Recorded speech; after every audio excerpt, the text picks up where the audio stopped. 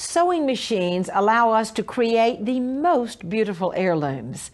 Today, we're going to share several ideas with you for making unique handloom insertions just by using the beautiful stitches on our machines.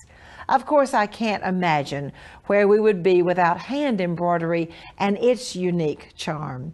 Sewing has created so many memories for me, and many of them started with dressing my dolls. So I believe you will love the beautiful doll dressing technique we have for you. With so much to do, we need to get started. Welcome to my sewing room.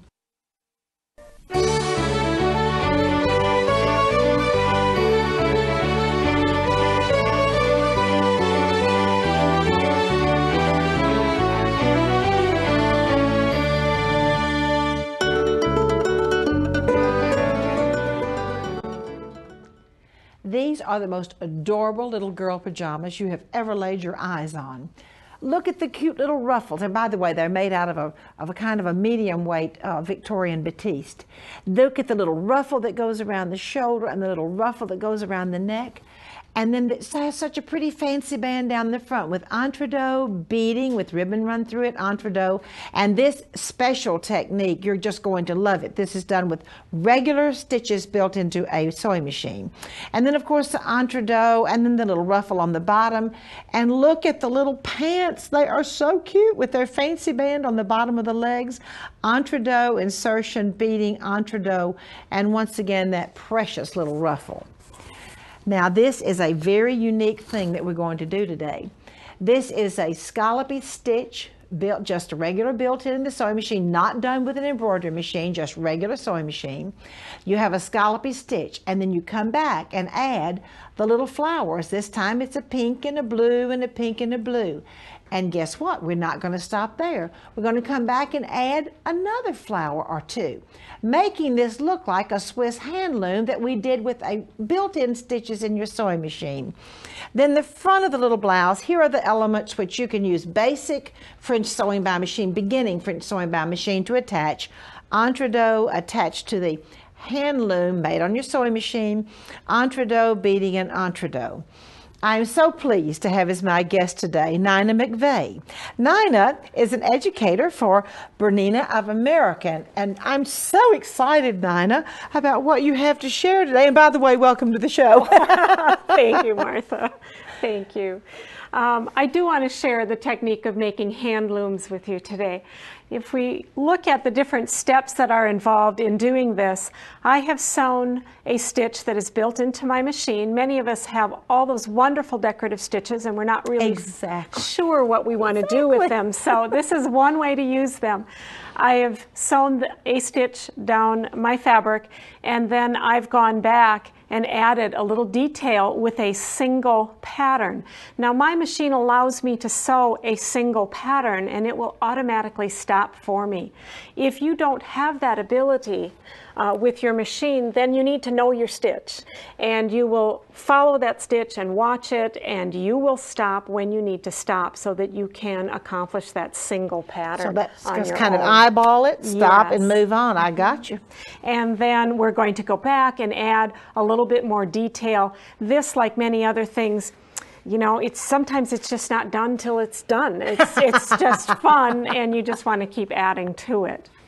And then, of course, making your fancy band with that finished hand loom that you've made on your machine.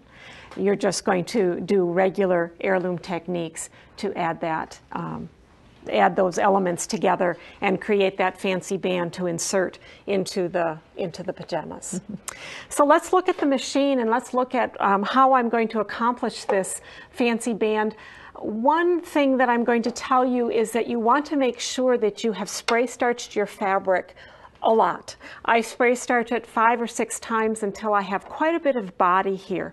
You'll notice that I'm not using a stabilizer.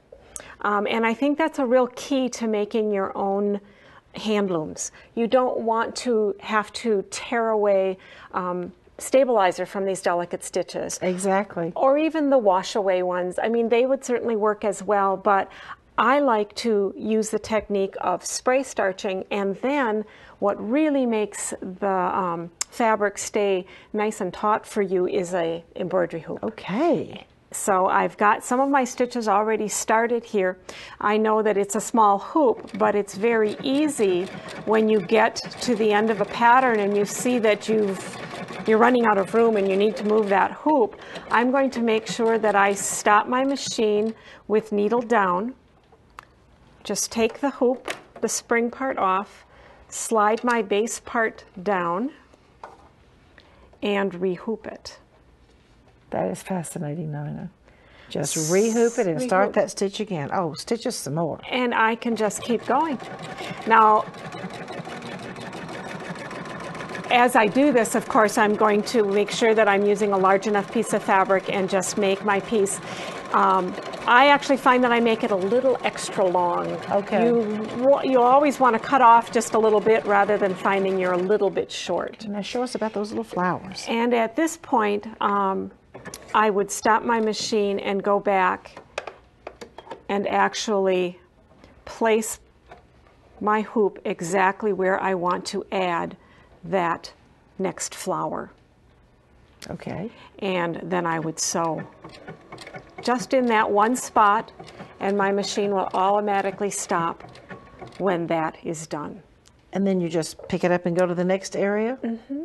You just keep moving it. I think that is so fascinating, the way that you used just the little hand embroidery hoop there, and then slipped it down, and then go back and put your little embellishments in. And you know, a lot of people do have these beautiful embroidery stitches. Yes, as you they said do. At the beginning. Where do you use them? Well, now they know where to use them, Yes. to make Swiss handlooms that did not come from Switzerland. And now Nina has some wonderful sewing inspirations for you.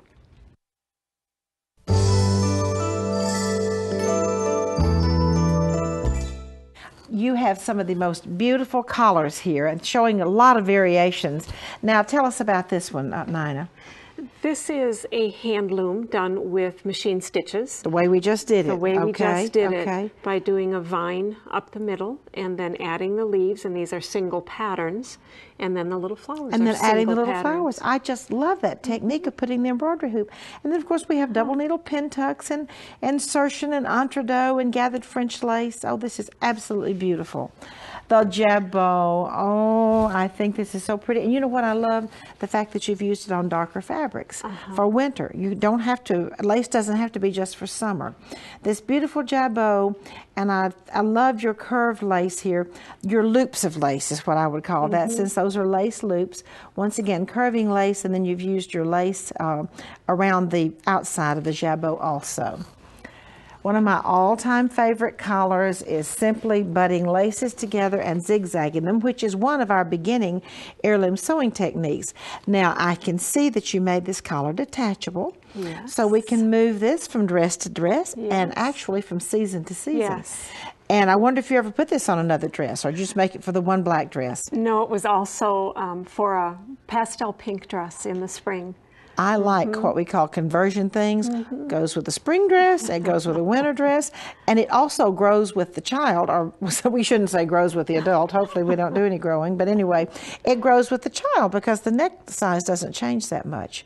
And Nina, I just love your work. You do such perfection work, and if you want to look here 1 minute, all of you viewers who just do this perfection work, Nina has actually matched the patterns in this lace where it butts together and makes little ovals. Now, Nina, that's what I call a real perfectionist. That is so pretty. Thank you. And now Nina has a so quick, so easy project to share with you.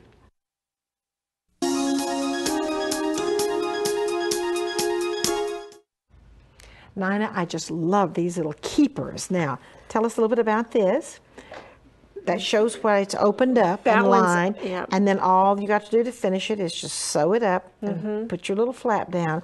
This is a finished one, absolutely adorable, with the wonderful lining with the monogram.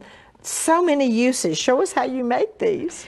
Well, these are done in the embroidery unit, although the entire technique can be done on a sewing machine without embroidery as well.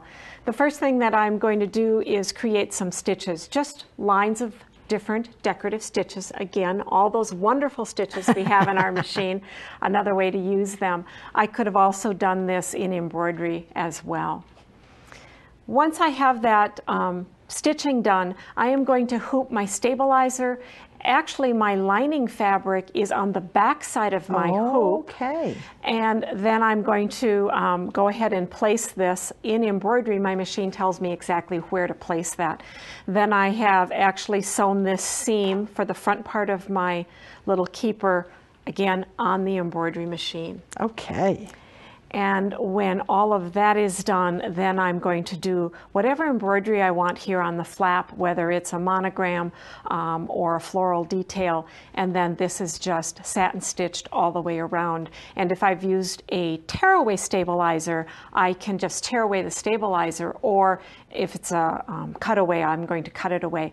This little pocket is for a very special child, my first grandchild, and I am going to actually put this with his christening gown and put a little note in it from his grandma. Oh, how sweet. Oh, I love it. I love it. Once I finish that pocket, this is what I have, and then I'm just going to turn it over and fold it the way I want it folded. And straight stitch the sides. Either straight stitch, or you can actually do a zigzag satin Another stitch. zigzag. Maybe okay. not quite as heavily, but zigzag that down and you will never ever see that stitching. Oh, I just love these. I just think how wonderful this would be to put in your jewelry drawer, to put different earrings or different pieces of jewelry. And special gift. A special gift. Too. Sometimes yes. when the grandchildren get older, you give a check. Wouldn't this be a wonderful thing to put your check in? Nina, thank you so much. And now we have some wonderful hand embroidery for you.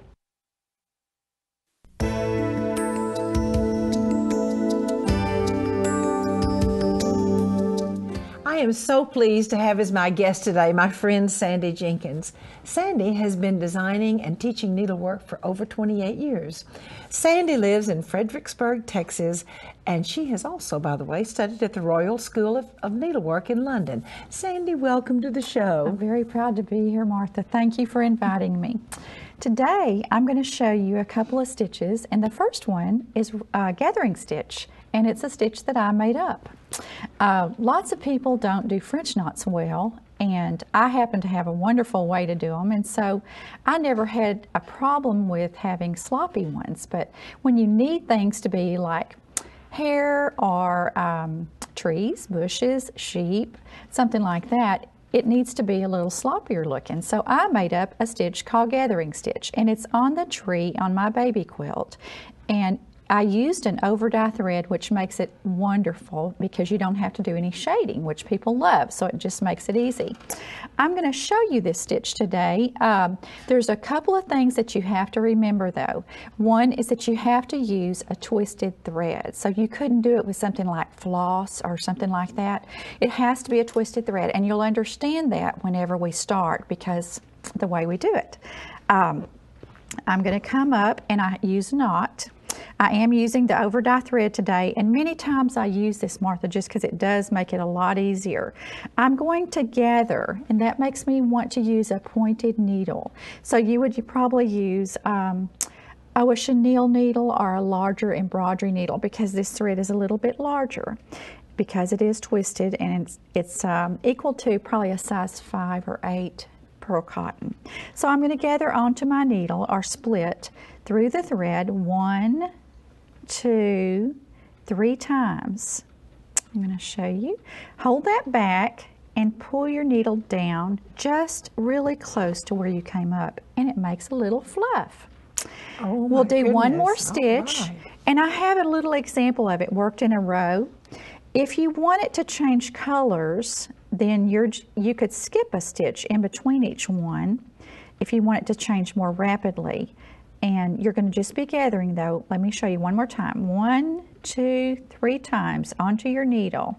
And if you do really long loops, it might become too gathery or too bushy looking.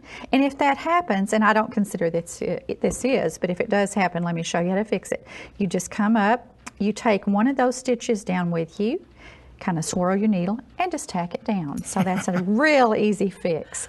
If you were wanting it to change sporadically or more both colors instead of it changing slightly as you go, you would just skip a little ways and do another stitch, and then you would have a light green down, and then you could come back and fill in where you skipped and have a darker, so that would be not so sporadic.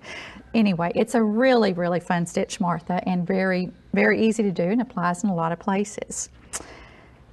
The next stitch I'm going to do is wrapped chain, and I have it ready for you also. I'll show you the model of it.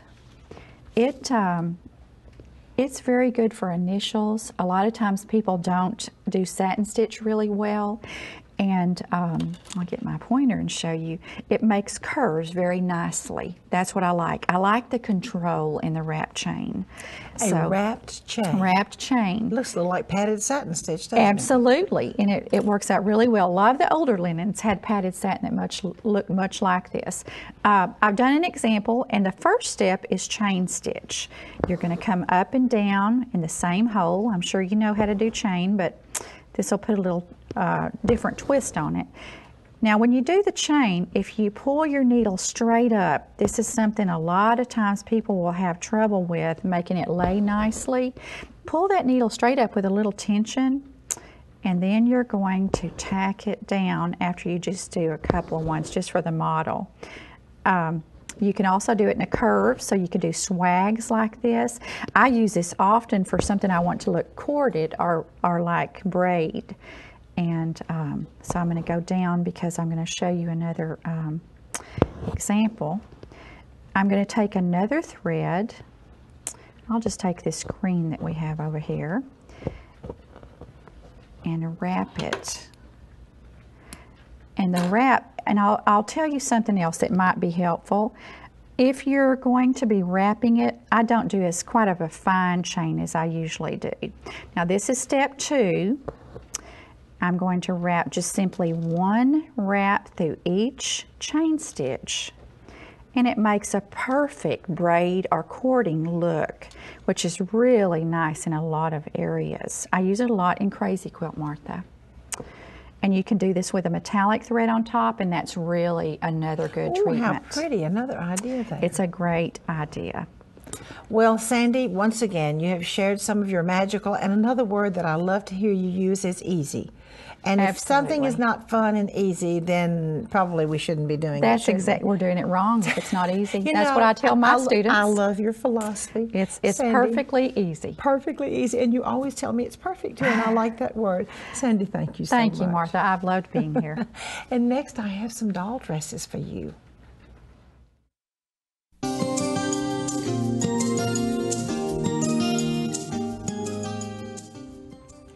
I am so excited about my doll named Kathy's Christmas dress. This little dress is so precious. It's done in the traditional Christmas plaid, red and green with some yellow.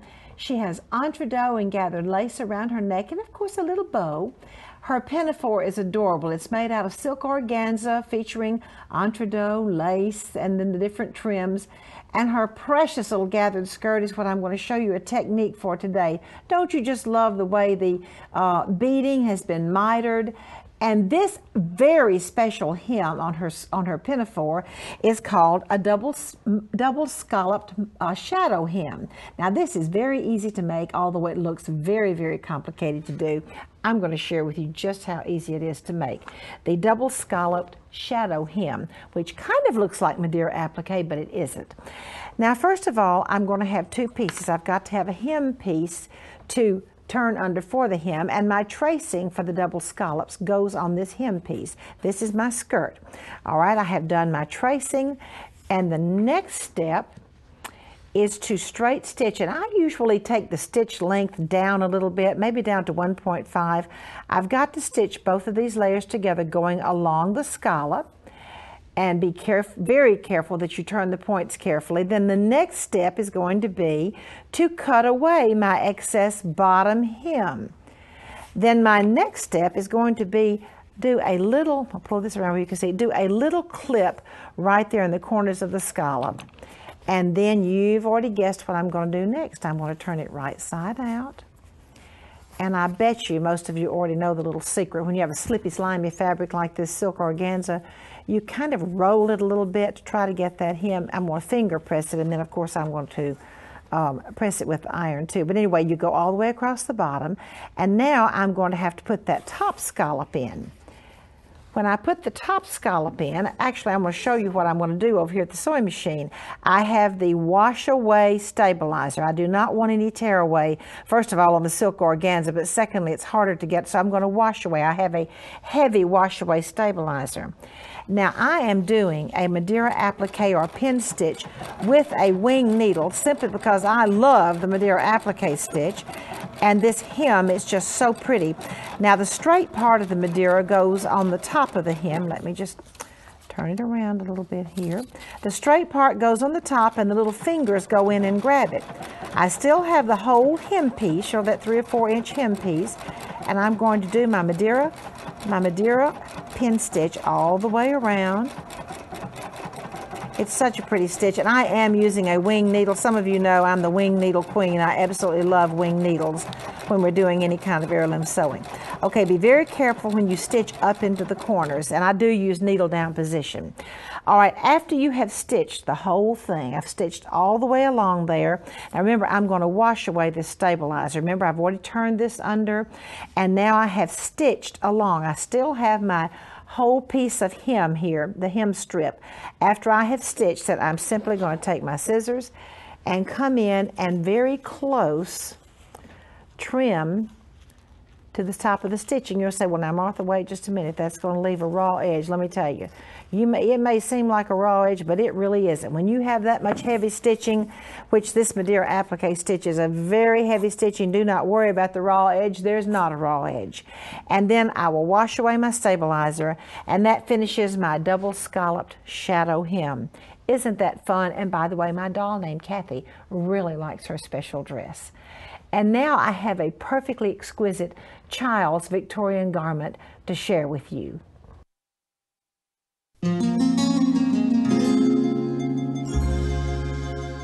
I purchased this adorable little dress in Sturbridge, Massachusetts. It's definitely around a 1900 piece. This beautiful Peter Pan collar has Swiss embroidery and gathered French lace, gathered more fully around the point as we always do with French lace. It has tucks all the way across the front, probably 1/4 inch tucks, and a magnificently beautiful piece of beading, which is called gallooning because it has a scalloped edge on both sides. As you travel down the skirt, you will see another beautiful piece of Swiss insertion, another pretty piece of Swiss insertion, the same insertion as a matter of fact, and then a beautiful wide ruffle which has been gathered and hemmed at the bottom. And the little sleeves just have a little ruffle on them. The back of this dress is just as sweet as the front. As a matter of fact, the back of the dress is made exactly like the front. For our Sewing from the Heart today, I have a letter from Hannah. Dear Martha, I read about your request for Sewing from the Heart stories, and I thought I would share about my daughter's ministry. Hannah is 11 years old. She recently got a new sewing machine. She began sewing pillows for everyone. With her room and our entire house could not handle any more pillows, her father, who is a hospice chaplain, suggested that some of his patients would like a small pillow. Hannah began making pillows for these hospice patients. She named her little ministry Hannah's Hugs. A friend generously purchased labels for her to attach to her pillows that say Hannah's Hugs. Once a month, Hannah goes with her father to visit these hospice patients and delivers her pillows to them. From Connie, her mom, and Hannah. I might say that I am so thrilled about your ministry, Hannah, and I might tell all of our viewers that Hannah has been to our sewing school in Huntsville, and her mom also. Hannah, your little pillows, and as a matter of fact, your visit to these hospice patients, many times older people or hospice people don't have too many children that come. And your visit and these little pillows, I'm sure, bring great happiness to their lives. Hannah, thank you very much. Thank you for coming to be with me today. Won't you come back next time?